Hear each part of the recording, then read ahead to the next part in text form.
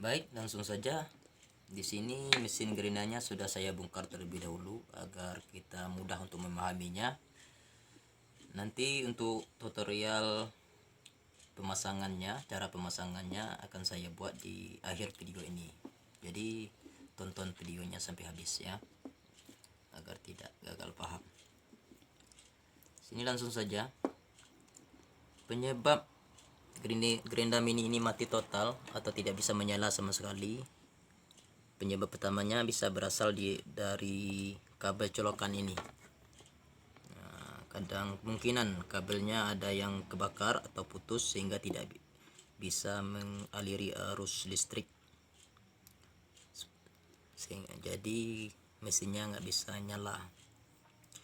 Untuk cara memeriksanya, saya cukup menggunakan obeng ini namanya test pen, obeng pengecek arus listrik. Harganya cuma 5 ribuan. Tapi jika kawan-kawan punya multi tester itu lebih bagus, tapi saya hanya punya ini.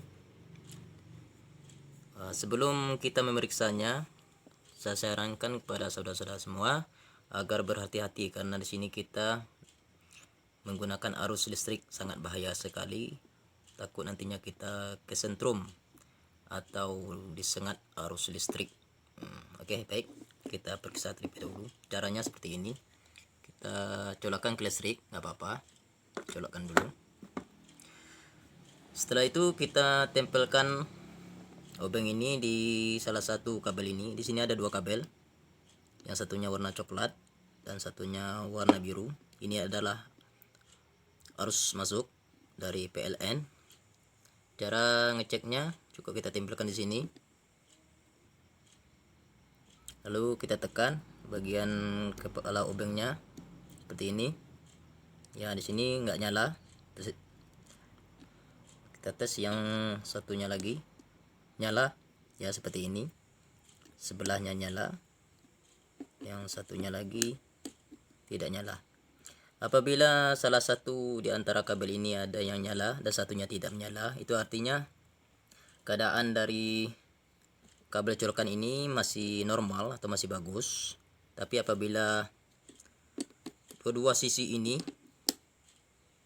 tidak ada yang menyala, itu artinya kabel colokan ini bermasalah.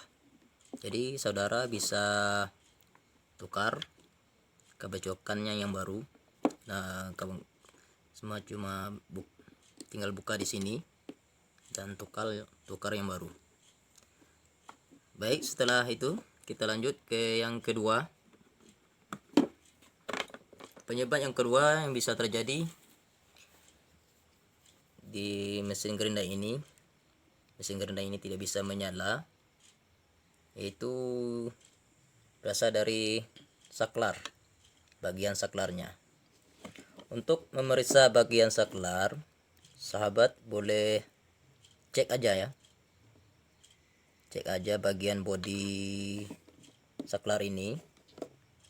Apabila ada tanda-tanda terbakar ya, atau benjolan-benjolan terbakar di sini, atau juga bila kita tekan agak macet ya, kalau agak macet itu tandanya saklar ini rusak, dan sahabat boleh ganti, beli di toko spare part elektronik. Di tempat saya harganya cuma 5 ribuan. Tapi jika masih bagus seperti ini, masih bagus, bodinya masih bagus, dan apabila kita tekan masih bunyi tak tik, berarti artinya dia masih bagus. Jadi masalahnya bukan di sini. Oke, setelah kita cek bagian saklarnya, bagian yang ketiga selanjutnya bisa berasal dari bagian kotak ini namanya dimmer atau pengatur kecepatan. Bisa juga kerusakannya berasal di sini. Cara untuk memeriksanya ya sama seperti yang pertama tadi, kita colokkan ke listrik, ke PLN. Oke, cukup menggunakan obeng ini juga. Tapi apabila saudara punya multitester itu lebih bagus, lebih mudah kita memeriksanya. Cukup kita tempelkan saja seperti yang tadi, yang pertama. Di sini ada dua kutub. Ini adalah arus keluar dari dimmer. Ya, coba kita cek dulu. Seperti ini. Ya, yang satunya ini nyala. Terus lagi yang satunya nyala. Satunya nyala. Itu artinya bagian dimmer ini masih berfungsi dengan bagus. Tapi apabila kita cek bagian sebelahnya tidak nyala, sebelahnya pun tidak nyala, itu berkemungkinan bagian dimmer ini bermasalah ya, atau rusak. Dan begitu juga salah satu di antaranya tidak nyala. Satunya nyala, satunya tidak nyala. Itu artinya juga bermasalah. Jadi untuk arus keluarnya dari dimmer ini harus nyala di kedua-dua sisinya. Berbeda di arus masuk, cuma nyalanya di sebelah sisi saja, salah satu sisinya. Di sini nyalanya di kedua sisinya. Oke. Apabila kerusakannya ada di bagian dimmer ini, ya, masih bisa diperbaiki dan kita bisa tukar aja dimmer ini, beli di toko elektronik ataupun di toko online bisa. Oke, selanjutnya apabila di bagian ini sudah diperiksa, langkah selanjutnya adalah kita periksa. Ini ada bagian carbon brush ya. Bahasa saya biasanya ini adalah saya sebut arangnya ya, arang-arang ya. Untuk meriksa karbon ini kita bisa buka aja di sini. Nah, di sini untuk mengetahui masih bagus atau tidaknya. Biasanya karbon brush ini bisa habis ya, habis atau menipis, makin menipis sampai habis. Apabila karbonnya menipis, otomatis karbon ini tidak lagi bisa sampai di bagian ini. Nah, kalau dia renggang, maka arus listriknya tidak sempurna, kemungkinan dia tidak akan menyala.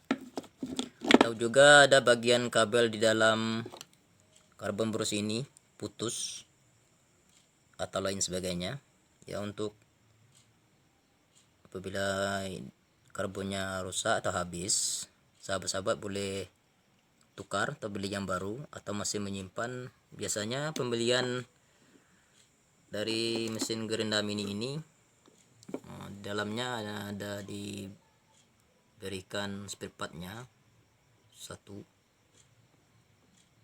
tukar aja, ganti aja yang baru. Setelah itu kita masukkan lagi.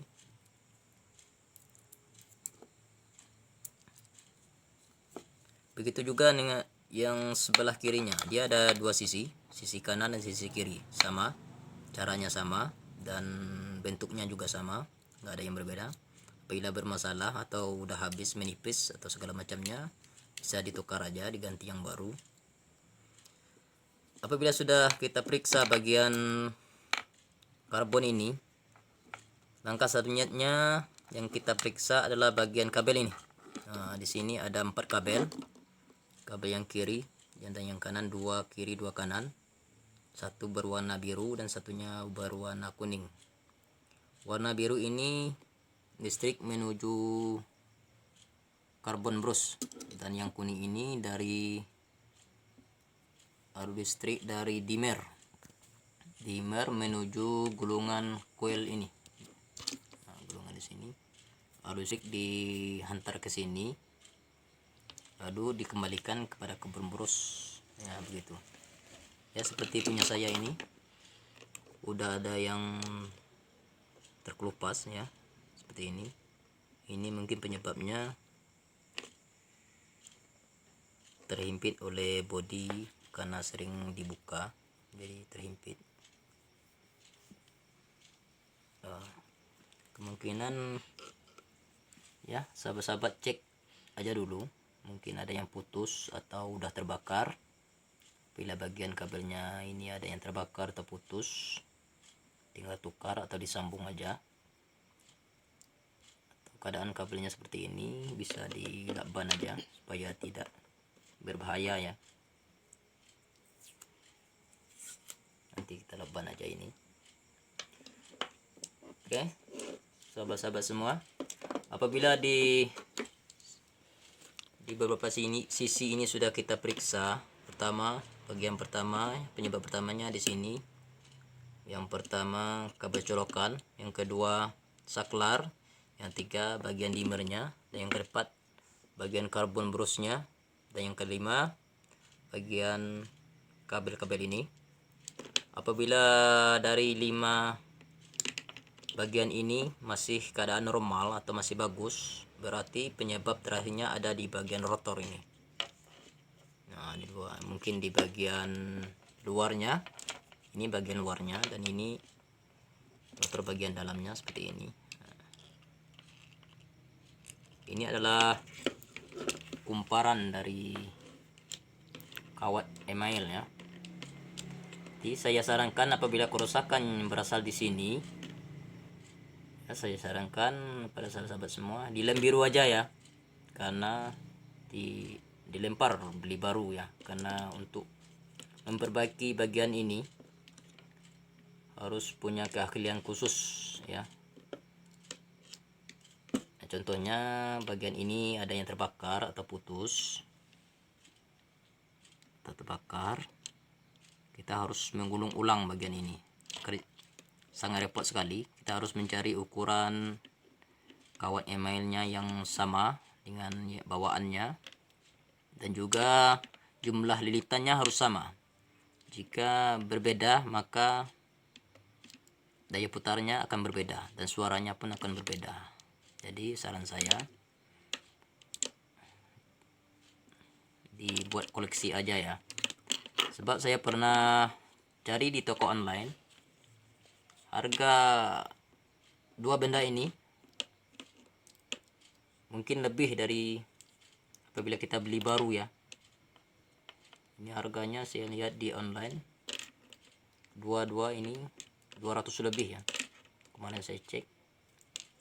Daripada kita pusing-pusing ya mikirin yang ini, belum tentu apabila kita lilit ulang belum tentu berhasil ya. Lebih baik kita beli yang baru aja lah. Kayak ini memang harus butuh keahlian khusus untuk memperbaikinya. Oke, sampai di situ dulu penjelasan kita kali ini. Semoga bermanfaat, semoga bisa memotivasi sahabat-sahabat semua untuk bisa memperbaikinya di rumah ya, tanpa harus membawa ke tukang servis, dengan cukup modal ini taspen atau obeng pengecek arus listrik. Baik, kita lanjut ke tutorial cara pemasangan ulang.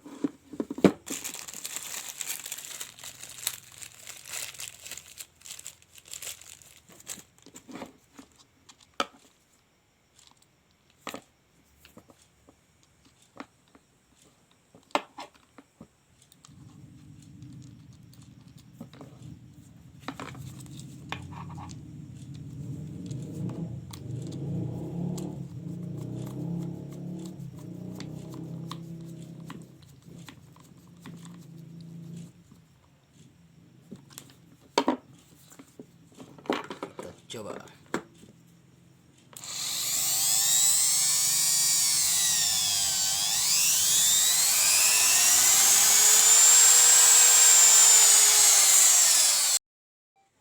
Oke, terima kasih. Semoga bermanfaat. Jumpa lagi di